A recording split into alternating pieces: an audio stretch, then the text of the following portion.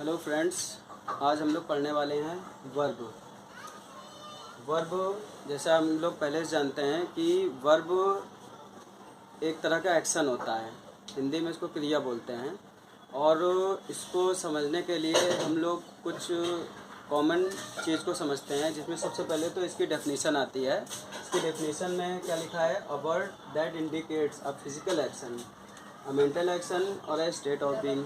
तो बात यहाँ पे आती है कि फ़िज़िकल एक्शन जैसे कि हम अपने हाथ से किसी काम को करते हैं या कोई भी एक्टिविटी करते हैं, कुछ भी किसी इंसान से पर्टिकुलर अगर कोई काम होता है तो वहाँ पर हम लोग फ़िज़िकल एक्शन की बात करते हैं। मेंटल एक्शन, दिमाग में हम क्या सोचते हैं, क्या हम समझते हैं, ये सारी चीज़ें हमारी मेंटल एक्शन में आती हैं। सोच समझ कर जो बात करते हैं, तो ऐसे में हम किसी के बारे में कुछ भी सोच सकते हैं, उसको बता सकते हैं। यानी कि मेन बात ये होती है कि हम उस चीज़ को बाय माइंड करते हैं। सारी एक्टिविटी बाय माइंड होती है। फिर हमारा होता है state of being. State of being का मतलब ये होता है कि एक ऐसी स्थिति, ऐसी दशा जो कि अपनी ही जगह पर रहती है। इसमें किसी भी तरह के मूवमेंट की कोई ज़रूरत नहीं होती है। जैसे कि कोई किसी चीज़ को डिज़र्व करता है अगर, तो ये जो डिज़र्व वर्ड का हम लोग यूज़ करेंगे एज अ वर्ब, अगर हम इसका यूज़ करते हैं तो वहाँ पर बात आती है। जैसे एग्जिस्ट की बात हम लोग करते हैं कि एग्जिस्ट क्या होता है कि अपनी उपस्थिति, अपना होना, यानी कि अपने अस्तित्व के बारे में बात करता है। ना ही यहाँ पर किसी तरह का कोई फास्ट एक्शन नज़र आ रहा है और ना ही यहाँ पर कोई मेंटली बात नज़र आ रही है। यहाँ पर वो अपने अस्तित्व की बात कर रहा है, यानी कि स्टेट ऑफ बीइंग की सिचुएशन को क्रिएट कर रहा है। तो अगर हम बात करें इसके एग्जांपल के तौर पर, तो इसका एक ड्राइव होता है जो कि हमारे फिजिकल एक्शन की बात करता है। ड्राइव फिजिकल एक्शन की बात करता है। और जो मेंटल होता है वो हमारा थिंक की बात करता है। और जो स्टेट ऑफ बीइंग होता है वो हमारा एग्जिस्ट की बात करता है।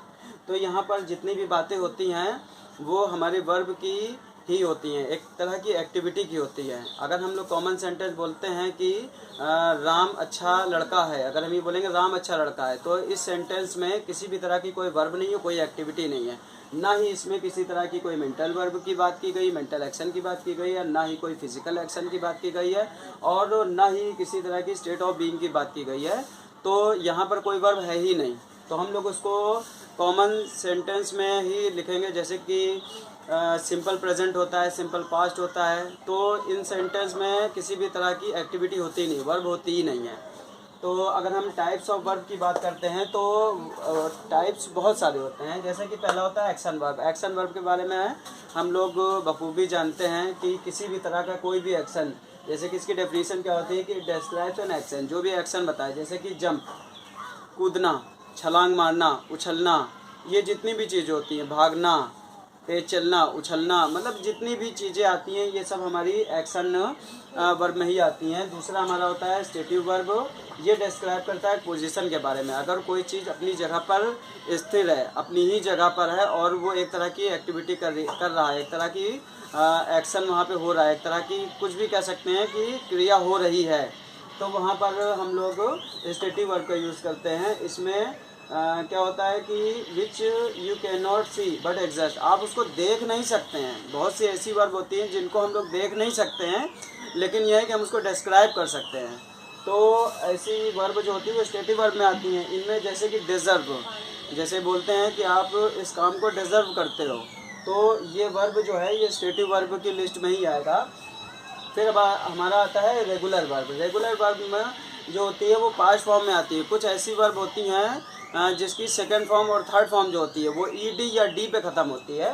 जो ईडी या डी पे ख़त्म हो तो वो सारी हमारी वर्ब किस में आएगी? रेगुलर वर्ब में आएगी। रेगुलर वर्ब में हर वो वर्ब की सेकंड फॉर्म जो ईडी पे ख़त्म होता है या डी पे ख़त्म होता है, तो इसको हम लोग कॉमन वे पे यूज़ करते हैं। जैसे हम लोग बोलते हैं प्ले की सेकंड फॉर्म प्लेड हो जाती है, थर्ड फॉर्म प्लेड हो जाती है, और जैसे वर्क की सेकंड फॉर्म वर्कड हो जाती है। तो ऐसे बहुत सारी वर्ब होती हैं जिसको ईडी लगाने से हम लोग सेकंड फॉर्म और थर्ड फॉर्म में चेंज करते हैं। अब उसके बाद हम बात करते हैं irregular verb, usages in past form. ये भी उसी तरह से काम करती है, ये भी पास्ट फॉर्म में काम करती है और ये भी पास्ट फॉर्म में काम करती है। बस फ़र्क इतना सा है कि इसकी सेकंड फॉर्म थर्ड फॉर्म बनाना आसान है, क्योंकि इसकी second form third form mostly एक ही होती है, क्योंकि ईडी लगी है वही सेकंड फॉर्म बन जाएगी, वही थर्ड फॉर्म बन जाएगी। लेकिन इसमें क्या होता है कि जब वर्ब की सेकंड फॉर्म और third form, first form second form third form तीनों अलग होती है, कभी कभी first form second form same होती है और थर्ड फॉर्म अलग होती है, और कभी कभी क्या होता है कि second form third form same होती है। जैसे कि हम लोग बीट की बात करते हैं तो बीट बीट बीटन, बीट क्या होती है, बीट हमारी वर्ब की फर्स्ट फॉर्म होती है, बीट माने होता है पीटना, और सेकंड फॉर्म भी हम लोग बीट ही लिखते हैं, और थर्ड फॉर्म जो हम लोग लिखते हैं वो होती है बीटन। तो इस तरह की जो वर्ब होती हैं वो सब हमारी इर्रेगुलर वर्ब में आती हैं। जैसे हमारे ईट एट ईटन, यहाँ पर तो तीनों अलग होती है, स्पीक स्पोक स्पोकन, तो हमारी ये रेगुलर वर्ब में गिनी जाती हैं, वो सॉरी इरेगुलर वर्ब में गिनी जाती हैं। रेगुलर वर्ब में तो जो ईडी पे ख़त्म होती हैं वो सब रेगुलर वर्ब होती हैं, लेकिन जो डिफरेंट तरह की सेकंड फॉर्म होती हैं और डिफरेंट तरह की थर्ड फॉर्म होती हैं, तो वहाँ पर हम लोग इरेगुलर वर्ब का यूज़ करते हैं, ये पास्ट फॉर्म में ही होती है। अब उसके बाद हम बात करते हैं ट्रांजिटिव वर्ब। ट्रांजिटिव वर्ब में क्या होता है कि एक ऐसा एक्शन जो जिसमें डायरेक्ट ऑब्जेक्ट होता है, एक डायरेक्ट ऑब्जेक्ट, यानी कि बिना ऑब्जेक्ट के वो सेंटेंस कंप्लीट नहीं हो सकता है। इसमें हम लोग कुछ भी बोल सकते हैं इस तरह का, जैसे कि आई राइट विद पेन, हम अगर आई राइट बोलते हैं तो ये भी हमारा सेंटेंस बन रहा है। विद पेन, अब ये हमारा ये डायरेक्ट ऑब्जेक्ट नहीं है, अगर डायरेक्ट ऑब्जेक्ट नहीं है तो हमारा इंट्रांजिटिव में आ जाएगा an action with indirect object. अगर हम बोलेंगे कि आई राइट विद पेन, क्योंकि आई राइट अपने आप में कंप्लीट सेंटेंस है, विद पेन अगर हमने उसमें लगा दिया है, विद मार्कर अगर हमने उसमें लगा दिया है, तो ये हमारा इनडायरेक्ट ऑब्जेक्ट है। डायरेक्ट ऑब्जेक्ट वो होता है जैसे कि हम लोग कोई भी सेंटेंस को इस तरह बोलते हैं जहाँ पे अगर ऑब्जेक्ट नहीं है तो सेंटेंस कंप्लीट नहीं है। जैसे कि ही गोज़ वो जाता है, ये भी अपने आप में कंप्लीट सेंटेंस है। या ही प्ले या ही प्लेड, ये भी अपने आप में क्या है, ये भी अपने आप में एक कंप्लीट सेंटेंस है। ऐसे वर्ब जो बिना ऑब्जेक्ट के कंप्लीट ही ना हो, सीधी सी पहचान हमारी है ट्रांजिटिव वर्ब की कि ऐसे सेंटेंस जो कि बिना ऑब्जेक्ट के पूरे हो ही ना पाएँ, तो उसको हम ट्रांजिटिव वर्ब बोलते हैं। इंट्रांजिटिव वर्ब क्या होती है, जिसमें ऑब्जेक्ट की नीड ना हो, बिना ऑब्जेक्ट के भी सेंटेंस कंप्लीट हो जाएं। जैसे हमने अभी कुछ सेंटेंस बोले हैं, आई प्ले, ही गोज़, ये अपने आप में कंप्लीट हो जाते हैं, तो ये इंट्रांजिटिव में आते हैं। लिंकिंग वर्ब, लिंकिंग वर्ब क्या होता है कि जब हम लोग प्रेजेंट इंडेफिनिट और पास्ट इंडेफिनिट के अफर्मेटिव सेंटेंस को लिखते हैं, तो वहाँ पर हमारी वर्ब की फर्स्ट फॉर्म में एस आता है, या वर्ब की फर्स्ट फॉर्म आती है, या वर्ब की सेकंड फॉर्म आ जाती है। अगर हम लोग प्रेजेंट इंडेफिनिट के अफर्मेटिव की बात करते हैं तो हम लोग को पता है कि प्रेजेंट इंडेफिनिट के अफर्मेटिव में अगर हमारा सब्जेक्ट सिंगुलर है तो वर्ब भी सिंगुलर लगेगी। सिंगुलर का मतलब ये हो गया कि वर्ब में एस या ईएस का लगना। भाई नाउन में अगर हम लोग एस लगा देते हैं तो नाउन हमारा प्लूरल हो जाता है, और बिना एस के नाउन जो है वो सिंगुलर रहता है। जैसे कि अगर हम लोग बॉय लिखे हुए हैं, अगर वो बॉय होता है तो ये सिंगुलर है, लेकिन अगर हम लोग उसमें एस लगा देते हैं तो ये उसी जगह पर प्लूरल हो जाएगा। एस हटा देंगे तो सिंगुलर हो जाएगा। तो कहने का मतलब ये है कि जब हम लोग नाउन में एस लगाते हैं तो नाउन हमारा प्लूरल हो जाता है, वैसे वो सिंगुलर होता है। लेकिन वर्ब में इसका उल्टा होता है। वर्ब में क्या होता है कि जब हम लोग उसमें एस लगा देते हैं तो वो सिंगुलर हो जाता है, और वैसे वर्ब प्लूरल होती है। तो ये ग्रामर का रूल्स है कि सब्जेक्ट के साथ वर्ब की संतुष्टि, सब्जेक्ट के साथ वर्ब सेटिस्फाई होना चाहिए, तभी वो सेंटेंस हमारा ग्रामर के हिसाब से परफेक्ट रहेगा। तो अगर हम लोग सिंगुलर सब्जेक्ट लगाते हैं, जैसे कि हमने बोला ही गोज़, ही के साथ हमने गोज़ लगाया, क्योंकि हम जानते हैं कि ही अपने आप में एक सिंगुलर सब्जेक्ट होता है, और सिंगुलर सब्जेक्ट के साथ वर्ब भी सिंगुलर ही आनी चाहिए। और सिंगुलर वर्ब बनाने के लिए हम लोग उसमें से ये जोड़ देते हैं, मोस्टली जो वर्ब एस पे ख़त्म हो, या जो वर्ब ओ पे ख़त्म हो, जो एच पे ख़त्म हो या जो ओ पे ख़त्म हो, उसमें हम लोग ई एस को ही लगाते हैं। बाकी हर जगह हम लोग एस का ही यूज़ करते हैं। तो ये हमारी लिंकिंग वर्ब में आता है। पास्ट इंडेफिनिट में तो पहले से हमको पता है कि पास्ट इंडेफिनिट के अफर्मेटिव सेंटेंस में हमेशा वर्ब की सेकंड फॉर्म ही यूज़ की जाती है। तो वर्ब की डायरेक्ट सेकंड फॉर्म आती है, वहाँ पे कोई हेल्पिंग वर्ब यूज़ नहीं किया जाता है। यानी कि अगर हम बोलेंगे कि ही डिड नॉट प्ले, अगर हम बोलते हैं ही डिड नॉट प्ले, तो अगर हमारा डिड नॉट आ गया यानी कि हेल्पिंग वर्ब आ गई। अब वहाँ पर लिंकिंग वर्ब में वो नहीं गिना जाएगा। लिंकिंग वर्ब में वो तभी गिना जाएगा जब वहाँ पर हम डायरेक्ट वर्ब से ही जोड़कर सेंटेंस को कंप्लीट कर लेते हैं। उसके बाद हमारी आती है ऑक्सिलरी वर्ब। ऑक्सिलरी वर्ब में हमारी सारी ऑक्सिलरी आती है, सारी हेल्पिंग वर्ब भी आती हैं। जैसे कि उसमें हम प्रेजेंट डेफिनेट में हम लोग डू या डस का यूज़ करते हैं, प्रेजेंट कॉन्टीन्यूअस में हम लोग इज एम आर का यूज़ करते हैं, प्रेजेंट परफेक्ट में हम लोग हैज़ हैव का यूज़ करते हैं, और प्रेजेंट परफेक्ट कॉन्टीन्यूअस में हम लोग हैज़ बीन हैव बीन का यूज़ करते हैं। उसी तरह से पास्ट इंडेफिनिट में हम लोग डिड का यूज़ करते हैं, पास्ट कॉन्टीन्यूअस में हम लोग वॉज या वर का यूज़ करते हैं।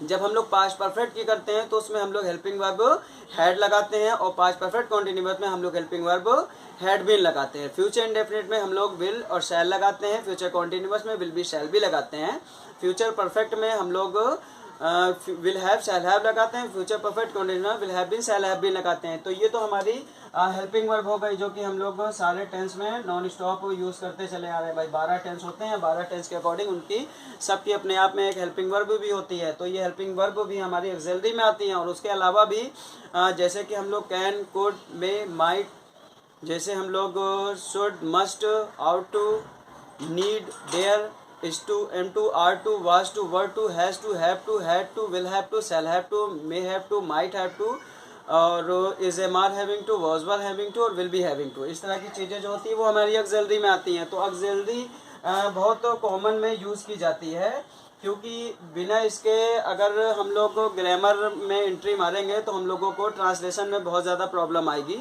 और उसके अलावा भी अगर हम लोग और भी ग्रामर की बात करते हैं तो उसमें हमको यही ज़्यादातर नज़र आती है, बाकी सब तो बस मिल जाती है, लेकिन ये सबसे ज़्यादा देखने को मिलती है।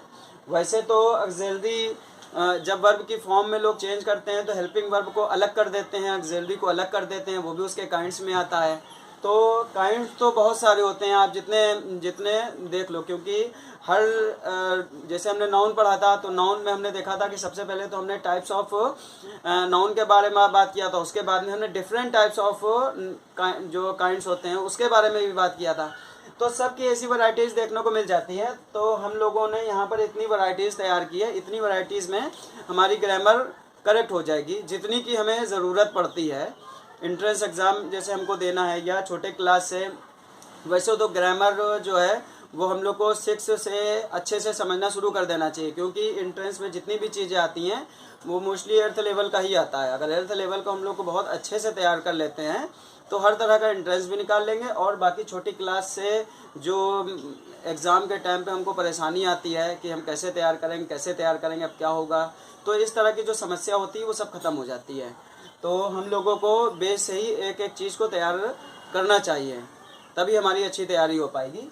तो अब हम लोग बात करते हैं कंपाउंड वर्ब की। कंपाउंड वर्ब को वैसे बहुत से लोग इसको फ्रेसल वर्ब भी बोलते हैं, कि जैसे कि क्या होता है किसी नाउन में कोई प्रीपोजिशन का ऐड कर देना या किसी वर्ब में किसी प्रीपोजिशन का ऐड कर देना। जैसे कि बोलते हैं कम ऑन, जैसे बोलते हैं टेक ऑफ जहाज़ वगैरह के लिए, तो सिट डाउन, इस तरह की हम लोग वर्ब का यूज़ करते हैं। तो ऐसी सिचुएशन में हम लोग इसको कंपाउंड का यूज़ करते हैं। जैसे कंपाउंड का मतलब तो हम लोग को पहले से ही पता है, नाउन में भी हमने इसका यूज़ किया था कि जब दो चीज़ को एक साथ जोड़ देते हैं, जैसे कि चाइल्ड हुड, चाइल्ड के साथ जो हुड जुड़ जाता है तो वो हमारा कंपाउंड नाउन में आ जाता है। तो उसी तरह से हमारा कंपाउंड वर्ब भी होता है, दो चीज़ों को इस तरह से जोड़ दें कि वो एक नए सेंस के साथ आ जाए, एक ऐसा सेंस जो कि एक परफेक्ट सेंस है। अगर हम लोग सेंटेंस वगैरह में बना रहे हैं, अगर हमें पर्टिकुलर उसकी एग्जैक्ट मीनिंग नहीं आती है तो वहाँ पर हम लोग कंपाउंड वर्ब का यूज़ करके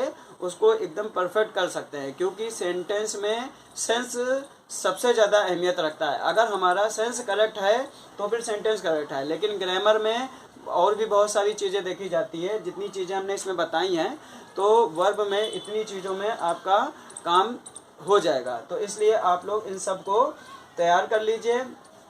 और इसमें अभी जितनी बातें हमने बताई हैं उनमें कुछ भी अगर आपको समझ में नहीं आया है तो आप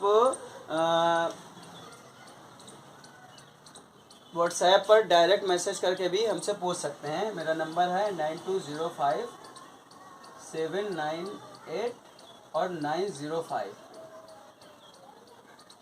आपके जो भी डाउट हैं वो डाउट आपके क्लियर हो जाएंगे। उसके अलावा भी आप कमेंट्स करके भी बता सकते हैं, आपके कमेंट्स का आपको रिप्लाई मिलेगा। जैसे कि इससे पहले वाले जब हमने वीडियो बनाई थी तो उसमें किसी ने बोला था कि सर वो लाइट कम दिख रही है, तो हमने लाइट का भी थोड़ा इंतज़ाम किया है। अभी भी अगर कोई दिक्कत नज़र आई तो आगे भी उसका समाधान किया जाएगा, आप देख लीजिए। बाकी आज के लिए इतना काफ़ी है। Good bye.